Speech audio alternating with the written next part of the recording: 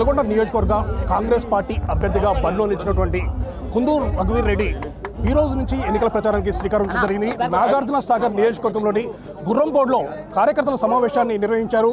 So ప్రస్తుతం రఘువీర్ రెడ్డి మనతో ఉన్నారు. సార్ చెప్పండి, గత 3 పర్యాయాలు మిర్యాలగూడ ఎమ్మెల్యే టికెట్ను ఆశించారు, కానీ టికెట్ దక్కలేదు. ఈసారి ఏకంగా ఎంపీ టికెట్ దక్కింది. ఎలా చూస్తున్నారు? రిజల్ట్ ఏ విధంగా ఉండబోతుంది? 3 పర్యాయాలు కాదండి, 2 పర్యాయాలు, 14, 18. 14లో ఆశించింది నిజమే, కానీ 18లో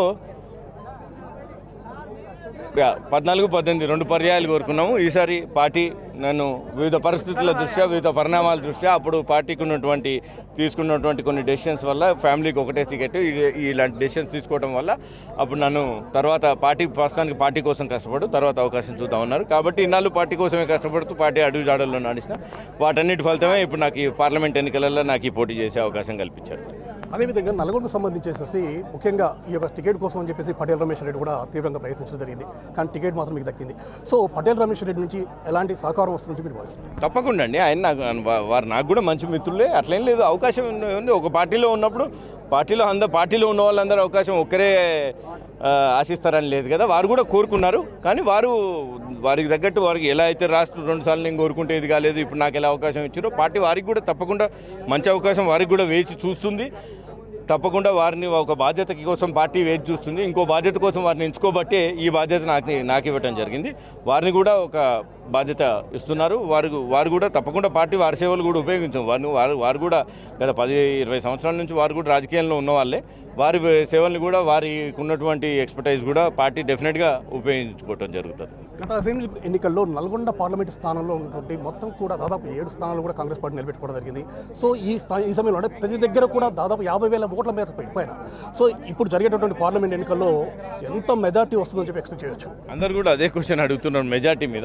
మెజార్టీ మీద ఊరికే అంటే మనం ఎక్కువ ఇది కానీ మీరు అన్నట్టు కరెక్టే. ఇక్కడ గెలిచినట్టు మన జిల్లాలో యావరేజ్గా 50,000 మెజార్టీతో గెలిచింది. అంటే దాన్ని బట్టి పార్టీ మీద ఉన్న నమ్మకం ప్రజలకు ఎంత ఉందో మీకు అర్థమవుతుంది. ప్రజలు కూడా అలాగే నమ్మి ఓట్లేస్తున్నారు కాబట్టి మన నాయకులు కూడా అందరు అలాగే పనిచేస్తున్నారు. ఒళ్ళు దగ్గర పెట్టుకొని పనిచేస్తున్నాము, బాధ్యతతో పనిచేస్తున్నాము. మాకు ఇంత బాధ్యత అప్పగించినప్పుడు ఎంతో నమ్మకం ఉంటేనే కదా అంత మెజార్టీలు కల్పించారు. దాన్ని దృష్టిలో పెట్టుకునే పనిచేస్తున్నాం.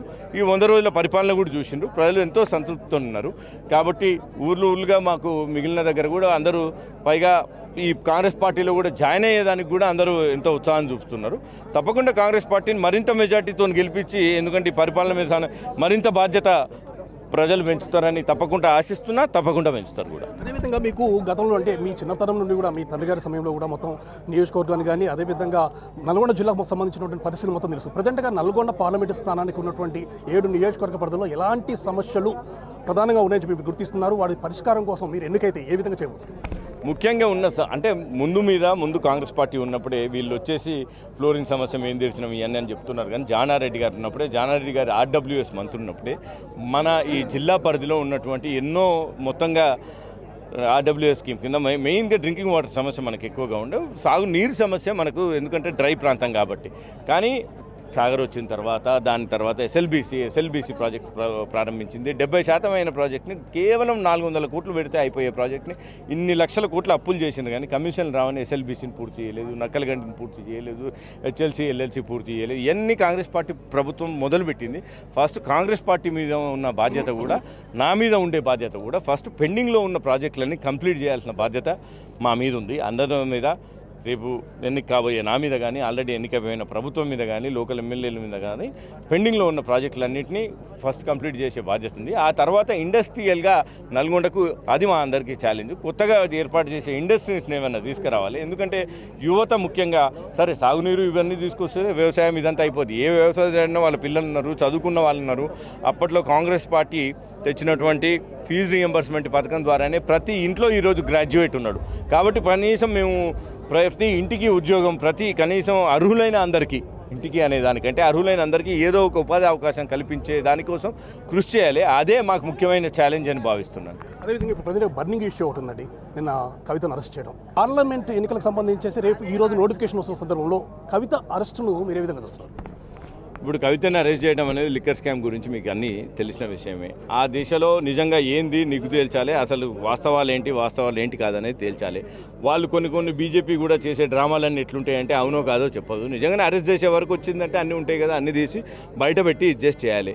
కానీ ఈ లిక్కర్ స్కామ్ ముందు నుంచే జరుగుతూ ఉంది. అసెంబ్లీ ఎన్నికల ముందు ఎందుకు అరెస్ట్ చేయలేదు, తర్వాత ఇప్పుడు ఎందుకు చేసిండ్రు, అసలు వాళ్ళు చేస్తున్నాయే ఎలా ఉంటాయంటే అదే అంటే వాళ్ళు రాజకీయ ప్రయోజనాల కోసం రాజకీయాల కోసమే ఏది చేసినా అనేది తప్ప అప్పుడు చేయకపోవటము అదే కావచ్చు, ఇప్పుడు చేయటము అదే కావచ్చు.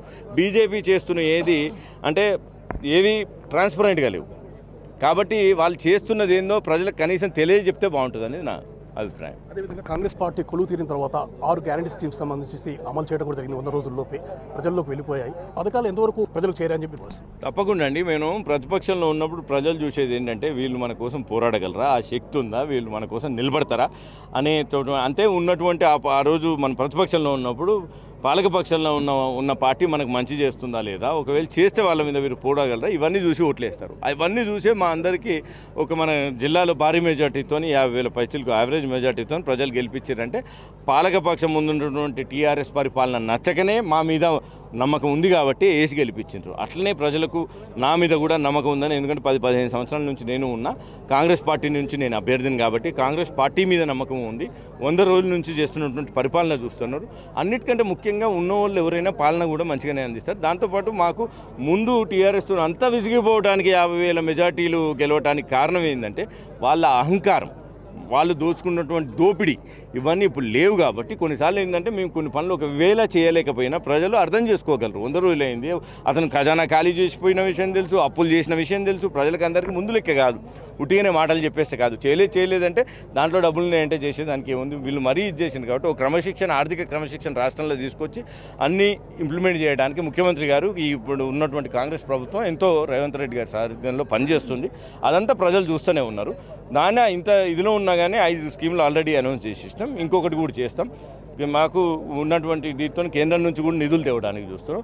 ఎటువంటి పరిస్థితుల్లో ప్రజలకు మంచి పరిపాలన అందిస్తూ అది కూడా ఎటువంటి అహంకారం లేకుండా స్వేచ్ఛా వాయువులతో ప్రజలు జీవిస్తున్నారు. ఇవన్నీ చూస్తున్నారు కాబట్టి ఇవన్నీ కూడా మెజార్టీని కాంగ్రెస్ పార్టీని గెలిపించడానికి అవన్నీ కూడా మన పరిపాలనలో ఉన్నాం కాబట్టి ఇప్పుడు మేము ఉన్నటువంటి తీరును బట్టే ఓటేస్తారు. మా అందరి తీరు ప్రజలు చూస్తున్నారు కాబట్టి భారీ మెజార్టీతో గెలిపిస్తారని మాత్రం తెలియజేస్తారు. ఇది కుందూరు రఘువీరెడ్డి చెప్తున్న విషయాలు. కాంగ్రెస్ పార్టీ అధికారంలోకి తెచ్చిన తర్వాత ప్రవేశపెట్టినటువంటి పథకాలన్నింటినీ కూడా అమలు చేస్తుంది. అదేవిధంగా కాంగ్రెస్ పార్టీ మాట ఇచ్చిందంటే ఆ మాటను తప్పనిసరిగా నిలబెట్టుకుంటుందనే భావన ప్రజల్లో ఉండడం జరిగింది.